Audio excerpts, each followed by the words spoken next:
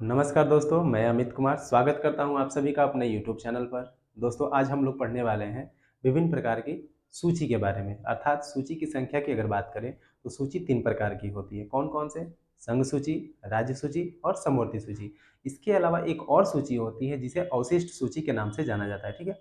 तो फिलहाल हमें वही पढ़ना है सूची के बारे में और किस सूची में कौन-कौन से विषय की चर्चा किया गया है और किस विषय पर कानून बनाने का अधिकार किसको है। अर्थात 7वीं अनुसूची में किस चीज़ की चर्चा किया गया है, तो उसमें शक्ति का विभाजन किया गया है। अर्थात कहने का मतलब ये है, शक्ति का विभाजन का मतलब ये होता है कि जैसे देखिए, केंद्र सरकार को होते हैं और राज्य सरकार होते हैं। तो केंद्र सरकार किन-किन विषयों पर कानून बना सकती है और उसी तरह राज्य सरकार को भी किन-किन विषयों पर कानून बनाने का अधिकार दिया गया है। तो इस तरह से क्या किया गया है ना, जितने भी विषय होते हैं उसको बाँट दिया गया है। इन सूचियों के रूप में, ठीक है? तो संघ सूची, राज्य सूची और समवर्ती सूची आते हैं और जिनमें उन विषय को रखा गया है जिन पे कानून बनाने का अधिकार कुछ केंद्र को दिया गया है और कुछ राज्य को दिया गया है। तो इस तरह से आज हम पढ़ने वाले हैं कुल सूची के बारे में, ठीक है? तो इस वीडियो को मतलब आज की जो पढ़ाई है, इसे शुरू करने से पहले हम लोग इसके जस्ट पहले वाले वीडियो में जो पढ़े थे अनुसूचियों के बारे में, थोड़ा-सा उसको एक बार रिकॉल कर लेते हैं, ठीक है? ताकि जो भी हम आगे पढ़ें, तो वो अच्छे से समझ में आए, ठीक? तो दोस्तों बात करते हैं कि टोटल अनुसूची की संख्या कितनी है, तो हमारे संविधान में देखिए टोटल टोटल जो अनुसूची थी वो पहले 8 ही था, किंतु वर्तमान की अगर बात करें तो वर्तमान में कुल अनुसूची की संख्या 12 हो गया, ठीक। तो पहले अनुसूची की मैं अगर बात करें तो पहले अनुसूची में किस चीज़ की चर्चा किया गया है, तो पहली अनुसूची में संघ एवं राज्य, संघ का मतलब होता है केंद्र शासित प्रदेश, ठीक है, अर्थात केंद्र शासित प्रदेश की चर्चा किया गया एवं भारत के अंतर्गत आने वाले जितने भी राज्य हैं उनके, अर्थात राज्य और केंद्र शासित प्रदेश की चर्चा किसमें किया गया है, अनुसूची 1 में। जबकि बात करें अनुसूची 2 की, तो जितने भी पदाधिकारी हैं जैसे राष्ट्रपति हो गए, उपराष्ट्रपति हो गए, प्रधानमंत्री हो गए, सर्वोच्च न्यायालय के मुख्य न्यायाधीश हो गए, उच्च न्यायालय के न्यायाधीश हो गए, विधानमंडल के सदस्य हो गए, संसद के सदस्य हो गए, ठीक है? ये सब सारे जितने भी पदाधिकारी हैं, इनके वेतन भत्ता की चर्चा किया गया है, ठीक? फिर अनुसूची 3 की, तो अनुसूची 3 में किस चीज़ की चर्चा किया गया है? तो अनुसूची 3 में जितने भी पदाधिकारी थे, जो वेतन दूसरे में क्या था वेतन का, ठीक है? जैसे ही इन्होंने वेतन लिया तो तीसरी अनुसूची में इनके द्वारा लिए गए शपथ की चर्चा किया गया, अर्थात तीसरी अनुसूची में शपथ की चर्चा किया गया किसके द्वारा, तो उन्हीं सभी पदाधिकारियों के द्वारा, ठीक है। जैसे उपराष्ट्रपति हो गए, सर्वोच्च न्यायालय के मुख्य न्यायाधीश हो गए, हाई कोर्ट के मुख्य न्यायाधीश हो गए, इस तरह से सबके शपथ लेने की चर्चा किया गया। लेकिन ध्यान रखेंगे कि इसमें राष्ट्रपति की शपथ लेने की चर्चा नहीं किया गया। ऐसा क्यों? क्योंकि राष्ट्रपति का जो शपथ लेने की चर्चा किया गया उनको अलग से एक आर्टिकल दिया गया है, अनुच्छेद दिया गया है, जिसके तहत राष्ट्रपति को क्या करवाया जाता है, शपथ दिलाया जाता है। और हमारे भारत के जो राष्ट्रपति होते हैं वो भारत के प्रथम नागरिक होते हैं और इनको जो है शपथ दिलाने का कार्य हमारे भारत के मुख्य न्यायाधीश के द्वारा किया जाता है, ठीक है, या करवा दिया जाता है। कहने का मतलब है कि जब राष्ट्रपति को शपथ दिलाया जाता है तो वो किसके द्वारा, भारत के मुख्य न्यायाधीश के द्वारा। जब वो नहीं होते हैं तो उनकी अनुपस्थिति में सर्वोच्च न्यायालय के किसी वरिष्ठ न्यायाधीश के द्वारा राष्ट्रपति को शपथ दिलाया जाता है, ठीक है। आगे बात करें तीसरी अनुसूची हो गया, चौथी अनुसूची की बात करें तो दोस्तों चौथी अनुसूची में राज्यसभा में सीटों का बंटवारा किया गया है, ठीक है। राज्यसभा में सीटों का बंटवारा किया गया, अर्थात कहने का मतलब ये है कि जिस राज्य की जनसंख्या ज़्यादा होगी उस राज्य से राज्यसभा में सीटों की संख्या उतना ही अधिक होगा। तो इस तरह से हमें भारत में उत्तर प्रदेश एक ऐसा राज्य है जहाँ पे जनसंख्या सबसे ज़्यादा है, अर्थात सर्वाधिक है, और यही कारण है कि लोकसभा में भी उत्तर प्रदेश से सबसे ज़्यादा सदस्य आते हैं और राज्यसभा में भी। तो बात करें लोकसभा में कितने सदस्य आते हैं तो 80, जबकि राज्यसभा में 31, याद रखेंगे, ठीक है। पांचवी अनुसूची की बात करें, ये चौथी अनुसूची हो गई। पांचवी अनुसूची की बात करें तो भारतवर्ष में पूरे जितने भी मतलब भारतवर्ष में जितने भी अनुसूचित जाति हैं, अर्थात शेड्यूल कास्ट और अनुसूचित जनजाति, शेड्यूल ट्राइब, इन सब के प्रशासन के क्षेत्र में, प्रशासन के संदर्भ में चर्चा किया गया किस अनुसूची में, पांचवी अनुसूची में। जबकि बात करें छठी अनुसूची की, तो दोस्तों छठी अनुसूची में पूर्वोत्तर भारत के 4 राज्य, स्पेशल 4 राज्य, कौन? असम, त्रिपुरा, मिजोरम, मेघालय। असम, त्रिपुरा, मिजोरम और मेघालय, ये पूर्वोत्तर के 4 राज्य ऐसे हैं जहाँ के जनजाति के संदर्भ में विशेष रूप से चर्चा किया गया किस अनुसूची में, तो छठी अनुसूची में, ठीक है। आगे चलते हैं सातवीं अनुसूची की बात करें तो दोस्तों सातवीं अनुसूची में शक्ति का बंटवारा किया गया, अर्थात केंद्र सरकार किन विषय पर कानून बना सकती है और राज्य सरकार किन विषय पे कानून बना सकती है, अर्थात कहने का मतलब है इसमें विषय सूची की चर्चा किया गया किस अनुसूची में, सातवीं अनुसूची में, ठीक। आगे चलते हैं, 8वीं अनुसूची की बात करें तो दोस्तों 8वीं अनुसूची में संविधान के द्वारा मान्यता प्राप्त भाषा की चर्चा किया गया है। बात करें हमारे संविधान में, जब संविधान हमारा बना तो उस समय मान्यता प्राप्त भाषा की कुल संख्या कितनी थी, तो 14 थी। किंतु अगर वर्तमान में बात करें कि भाषा की संख्या कितना हो गया है, तो दोस्तों 22 हो गया है। ठीक है, इसको कैसे याद रखेंगे, 14 भाषा पहले से था, 15वीं भाषा के रूप में 15वीं भाषा के रूप में दोस्तों 21वीं संवैधानिक संशोधन, कौन सा, 21वीं संवैधानिक संशोधन, ठीक है, 1967 में सिंधी भाषा को जोड़ा गया, इसको याद रखेंगे। ठीक है, 21वीं संवैधानिक संशोधन के द्वारा 1967 में कौन सी भाषा को जोड़ा गया, सिंधी भाषा को। पहले 14 भाषा था और जब सिंधी जुड़ गया तो भाषा कितना हो गया, 15 हो गया। ठीक है, उसके बाद करें 21 में ऐसी कौन सी संख्या जोड़े कि 92 हो जाए, 21 में ऐसी कौन सी संख्या जोड़े कि 92 हो जाए। देखिए हम इसको बस याद करने के लिए ऐसे बता रहे हैं। ठीक है, तो 21 में जब आप कहेंगे कि 71 अगर हम जोड़ देते हैं तो क्या हो जाएगा, 92 हो जाएगा, और 92 नहीं लिखना है, 1992 लिखना है। ठीक है, अर्थात 71वीं संवैधानिक संशोधन के द्वारा 1992 में 3 भाषा को जोड़ा गया। कौन कौन, कौन कौन, तो मणिपुरी, नेपाली और कोंकणी। ठीक है, मणिपुरी, नेपाली एवं कोंकणी 3 भाषा को जोड़ा गया, जिससे भाषा बढ़ के 15 और 3 कितना हो गया, 18 हो गया। उसके बाद से फिर इसमें भाषा को जोड़ा गया। तो 71वें संवैधानिक संशोधन 1992 में 3 भाषा को जोड़ा गया, कौन कौन, मणिपुरी, नेपाली और कोंकणी, जिससे भाषा की संख्या बढ़ के कितना हो गया, तो 18 हो गया। उसके बाद कैसे याद रखेंगे, यहाँ से सिर्फ 92 को लेना है। ठीक है, अर्थात कहने का मतलब है कि 92वें संवैधानिक संशोधन, कौन सा, 92वें संवैधानिक संशोधन 2003 में, ठीक है, कितनी भाषा को जोड़ा गया, तो 4 भाषा को जोड़ा गया। कौन कौन, बोडो, संथाली, डोंगरी और मैथिली। बोडो, संथाली, डोंगरी और मैथिली, यहाँ से ऐसे जोड़ेंगे, बोडो, संथाली, डोंगरी और मैथिली, ये 4 भाषा को जोड़ा गया, जिससे भाषा की संख्या बढ़ के कितना हो गया, 18 यहाँ था और 4 यहाँ पे जुड़ गया, टोटल कितना हो गया, 22। यानी अभी वर्तमान में अगर बात करें तो संविधान में मान्यता प्राप्त भाषा की चर्चा कितनी किया गया है, तो 22। ठीक है, तो याद रखेंगे 22। क्वेश्चन आपका यहाँ से पूछता है कि सिंधी को, ठीक है, 15वीं भाषा के रूप में कब शामिल किया गया था, तो कब जोड़ा गया था, तो 21वीं संवैधानिक संशोधन 1967 में। ठीक है, सिंधी को 15वीं भाषा के रूप में जोड़ा गया था। जबकि 71वें संवैधानिक संशोधन 1992 में 3 भाषा को जोड़ा गया, नेपाली, मणिपुरी और कोंकणी, जिससे भाषा की संख्या बढ़ के 18 हो गया। और पुनः 92वें संवैधानिक संशोधन 2003 में 4 भाषा को जोड़ा गया, बोडो, संथाली, मैथिली और डोंगरी। ठीक है, जहाँ से बोडो की बात करें तो बोडो कहाँ की भाषा है, तो बोडो असम की। संथाली कहाँ का है, झारखंड।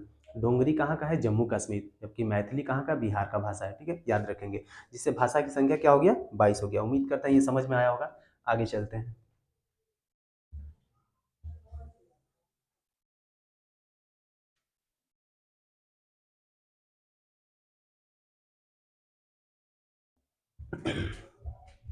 तो ये रहा 8वीं अनुसूची। इसके बाद आता है 9वीं अनुसूची। दोस्तों 9वीं अनुसूची हमारे संविधान में नहीं था, क्योंकि हमारे संविधान में जो अनुसूची बनाया गया था उसमें केवल 8 ही था। उसमें बाद में संशोधन करके उस चार अनुसूची बढ़ाया गया, जिससे बढ़ के अनुसूची की संख्या कितना हो गया, 12 हो गया। तो 9वीं अनुसूची की बात करें तो उसे प्रथम संवैधानिक संशोधन के द्वारा 1951 में जोड़ा गया, जिसमें जमींदारी उन्मूलन की चर्चा किया गया है। और इस अनुसूची को क्वेश्चन पूछता है कि 9वीं अनुसूची को किस समिति के सिफारिश के आधार पर जोड़ा गया था, तो स्वर्ण सिंह समिति के सिफारिश के आधार पर। किसके, स्वर्ण सिंह समिति, याद रखेंगे ये ना। ठीक है, स्वर्ण सिंह समिति,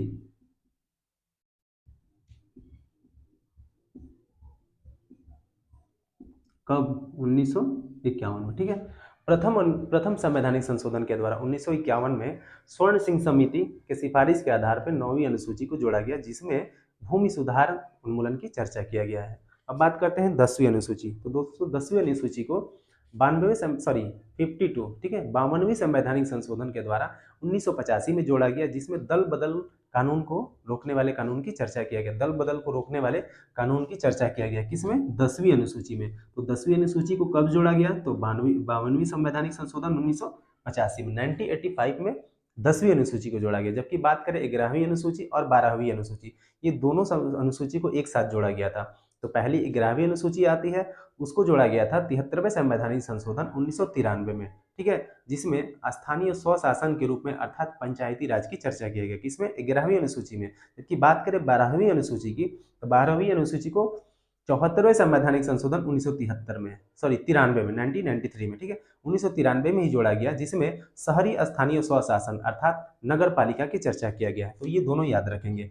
11वीं में किसकी, तो पंचायती राज की,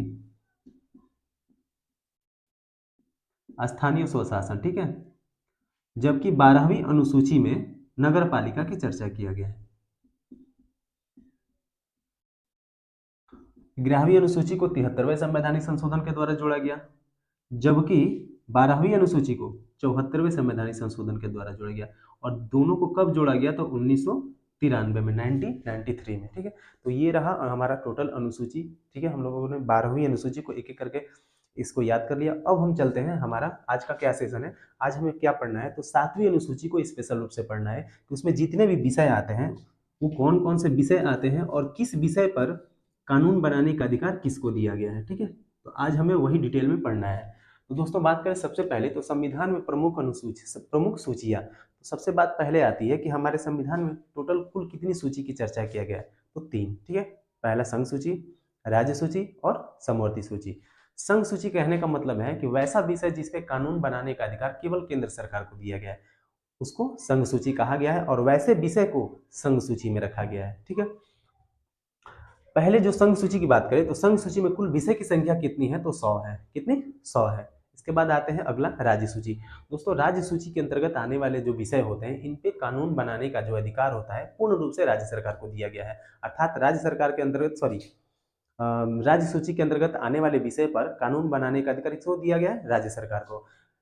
इस राज्य की जो अनुसूची है, राज्य सूची, इसमें पहले विषयों की संख्या 66 था। कितना, 66, ठीक है। किंतु 42वें संवैधानिक संशोधन, पहले राज्य सूची में कितने विषय से, 66 विषय थे, लेकिन इसको 42वें संवैधानिक संशोधन के द्वारा 1976 में, कब, 1976 में, 42वें संवैधानिक संशोधन के द्वारा 1976 में इसमें से 5 विषय को निकाल दिया गया, ठीक है। कितने विषय को, 5 विषय को।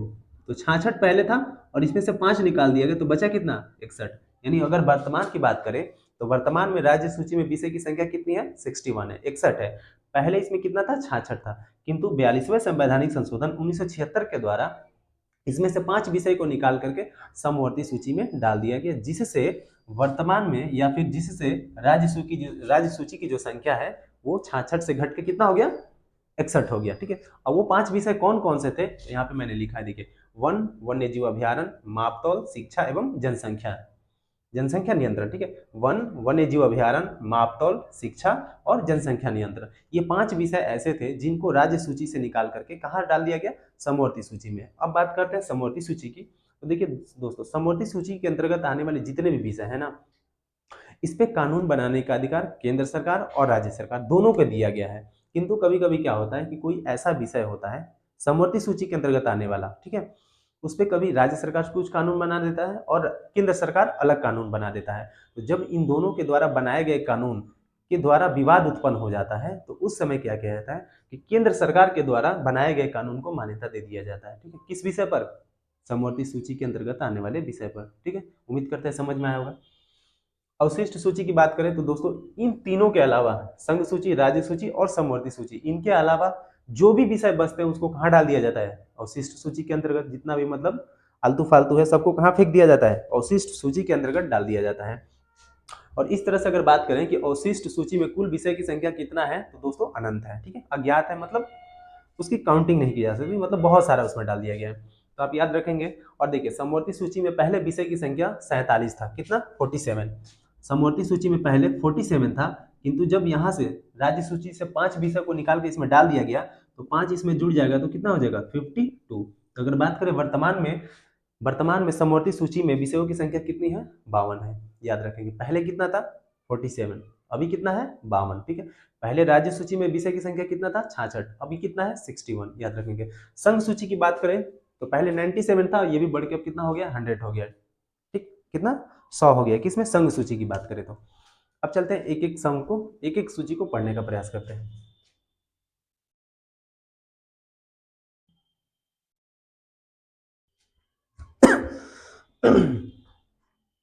दोस्तों ये हमारा पहला संघ सूची, इसमें नोट मैंने यहाँ पर लिखा है कि 42वें संवैधानिक संशोधन 1976 के द्वारा राज्य सूची से 5 विषय को निकाल करके समवर्ती सूची में डाल दिया गया। ठीक है, कौन कौन से? वन, वन्य जीव अभ्यारण्य, मापतौल, शिक्षा एवं जनसंख्या नियंत्रण। तो पहला है हमारा संघ सूची। आज हमें संघ सूची के बारे में पढ़ना है। तो संघ सूची की बात करें तो संघ सूची में कौन कौन से ऐसे विषय आते हैं? तो देखिए, संघ सूची में उन्हीं विषय को रखा जाता है ना जिसपे कानून बनाया जाता है, तो उससे पूरा का पूरा देश प्रभावित होता है। ठीक है, अर्थात देश मतलब पूरा देश प्रभावित होता है उस नियम के द्वारा, उस नियम से।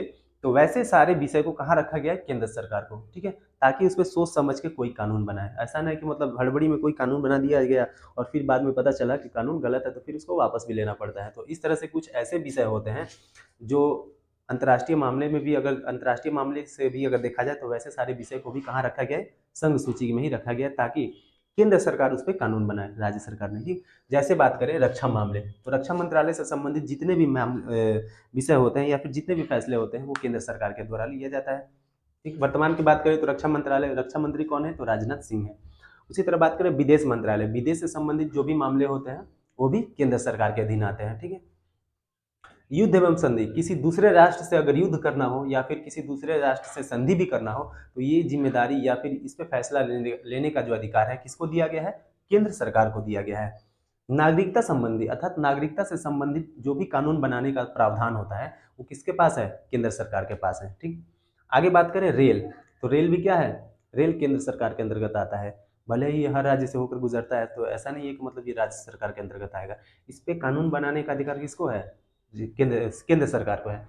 बंदरगाह की बात करें, पोर्ट, जितने भी बंदरगाह होते हैं, क्योंकि बंदरगाह से क्या होता है ना कि अपने भारत का शिप क्या होता है? दूसरे देश में जाता है, या फिर दूसरे देश का जो भी जहाज होता है या शिप होता है वो अपने देश में आता है। तो जितने भी मतलब कभी कभी क्या होता है कि बंदरगाह से क्या होता है? यहाँ से सर्वाधिक व्यापार होता है। यही कारण है कि बंदरगाह को भी किसके अंतर्गत रखा गया है? संघ सूची के अंतर्गत, और इस पे कानून बनाने का अधिकार केंद्र को दे दिया गया है।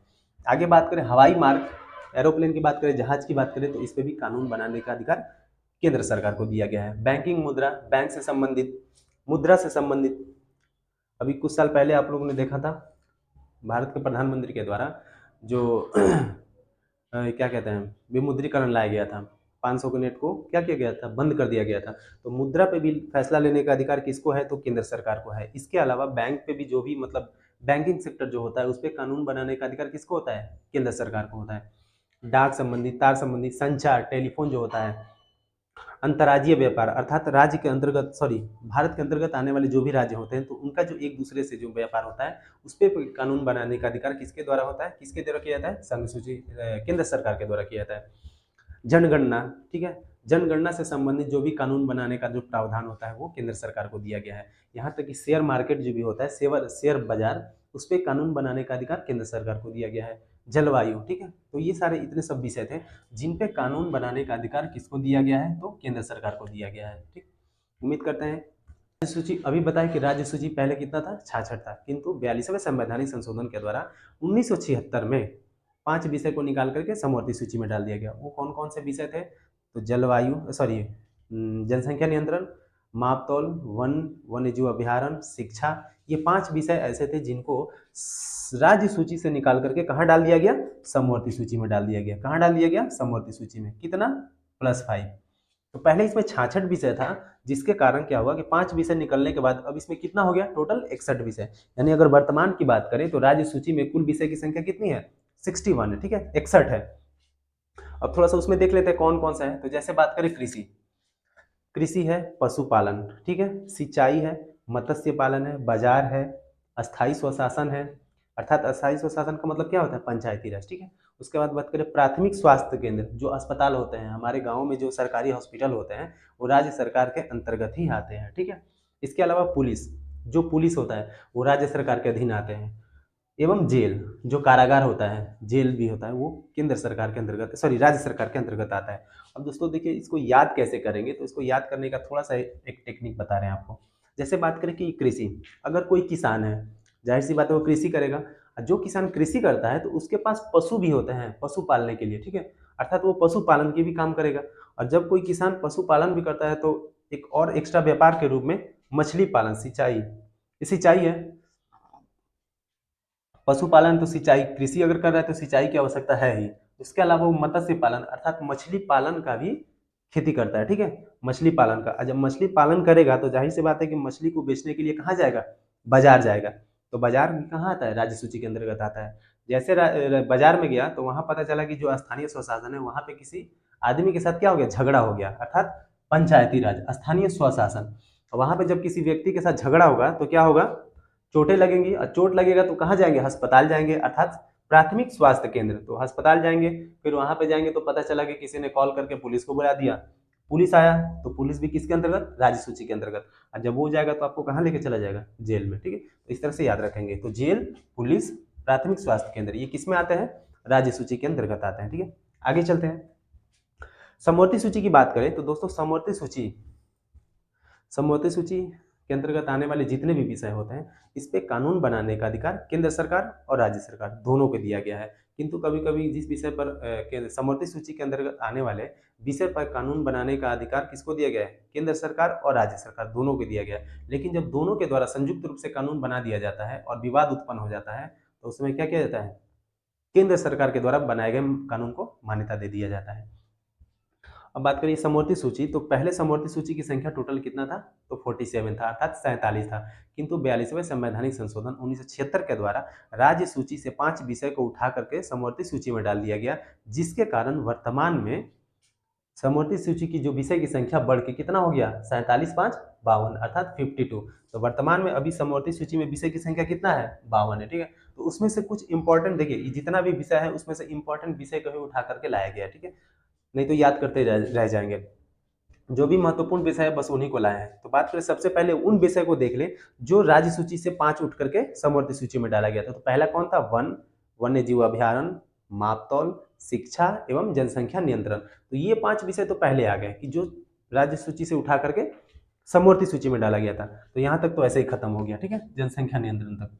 इसके बाद जो आता है आर्थिक एवं सामाजिक योजनाएं, ठीक है, सामाजिक योजनाएं अर्थात समाज के अंतर्गत आने वाले जितने भी मतलब लोग होते हैं तो उनके लिए जो भी योजनाएं तैयार करना होता है वो कुछ होता है कि राज्य सरकार भी अपने राज्य के अंतर्गत आने वाले लोगों के लिए योजनाएं बनाती है, केंद्र सरकार भी बनाता है, ठीक है।